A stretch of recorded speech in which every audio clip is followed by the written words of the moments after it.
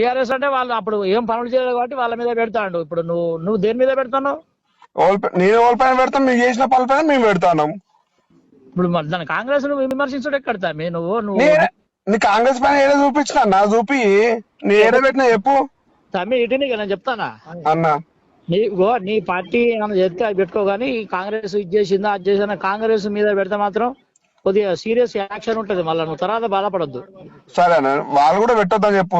పాత పెట్టితే మేము పెడతాము, వాళ్ళు పెట్టాం కాబట్టి మేము పెడతాం కాబట్టి వాళ్ళు కూడా పెట్టొద్దు, మేము పెట్టాము. మరి నువ్వు అట్లా పెడితే ఏం తమ్మి, నీ మొత్తం నువ్వు కాంగ్రెస్ ను విమర్శిస్తున్నట్టే ఉన్నది. మరి ఇక్కడ రేవంత్ రెడ్డి సోనియా గాంధీ కాంచి విమర్శించినట్టు పెడుతున్నావు. మరి నువ్వు రేవంత్ రెడ్డి సోనియా గాంధీ వాళ్ళు ఏం లేనప్పుడు నువ్వు పుట్టిన అవరా నీ గంత పొడిగి ఎదుగుతామి నీకు? అరే వాళ్ళు పెడుతురు అన్న, వాళ్ళు పెడుతురు కాబట్టి మేము పెడుతున్నాము. ఇప్పుడు తింటావరా? ఎట్లా వాళ్ళని ఆపమా, నేను ఆపుతా. వాడు ఆపడు.